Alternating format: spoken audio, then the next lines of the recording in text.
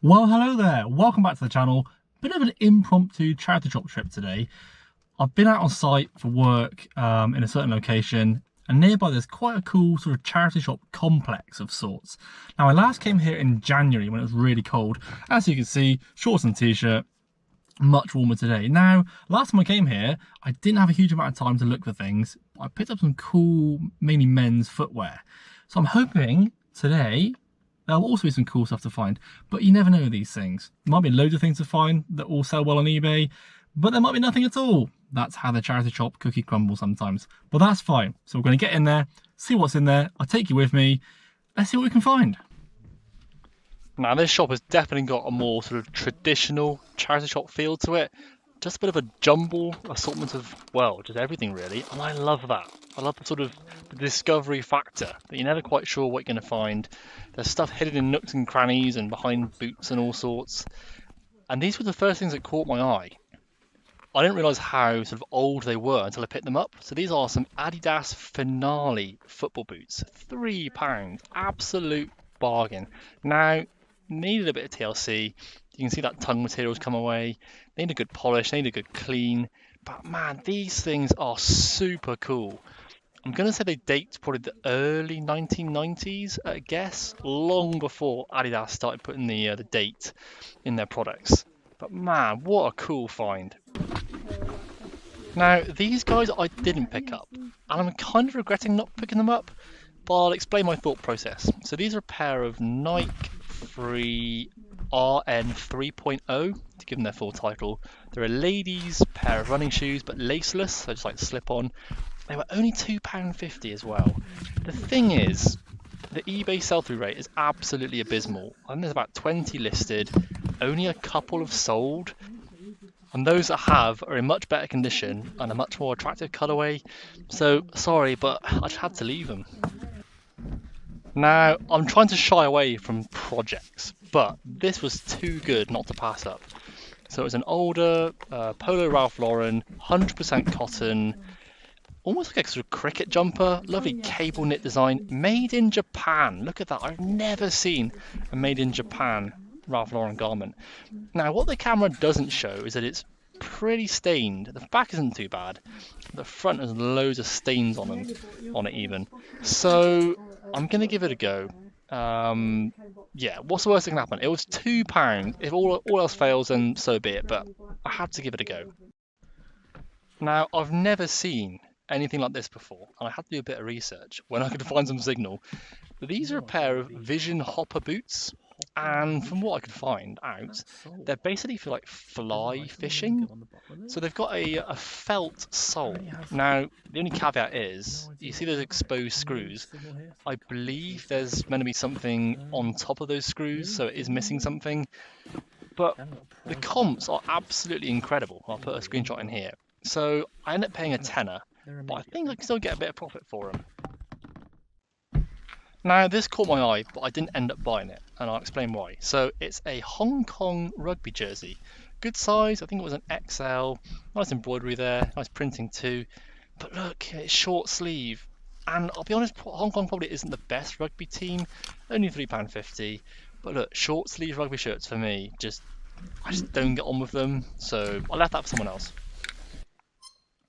Now, I thought I found an absolute banger here, but wasn't to be. This looks like a vintage Hawkwind vest. So Hawkwind is a sort of heavy metal or classic rock band.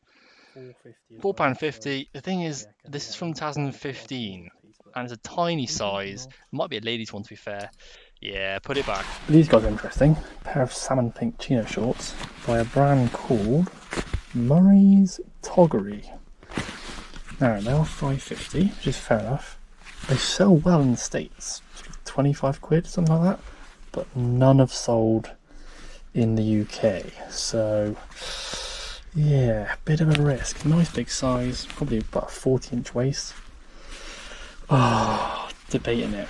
I'm not sure. Definitely demand for it, but is somebody going to spend a lot of money on the GSP buying them? Again, put it in the maybe pile, not sure. Look at these tiny predators. They're a UK size 3, so small. Not in bad condition, bit dirty, bit of sun bleach. Oops. Yeah, I don't know. Not going to get more than about 15 to 17 plus postage on those. Uneven stud. No, I'll leave. Not good enough, unfortunately.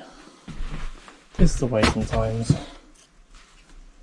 Pair of Sauconys as well, but they're also really small size. They are a UK size 1. Get your kids running. Pair of Air Force 1s. Again, £3, but yeah. Right, sorry for the stop-start commentary. It depended on who was behind me or not. Anyway, found this Baby Bjorn carrier. Baby Bjorn is a good brand of like baby slings and carriers and stuff. I believe this one's called the Mini Carrier or something like that. Anyway, I've found one before. The thing is, if you're going to carry your baby in a carrier, you want it to be in the best condition possible, right? Your pride and joy is strapped in front of you, and this just wasn't in as good a condition as I would want, so yeah, put it back. Oh, terrible lighting here, apologies. Check it out, I found a pair of Fit Flops. These are the wobble boards. These are the design that sell the best for me. This, I think they're called the Toe Post something or other. I'll put a proper name in here if I can find it. They weren't a bad size, I think they were a UK size 6, but they were a tenner.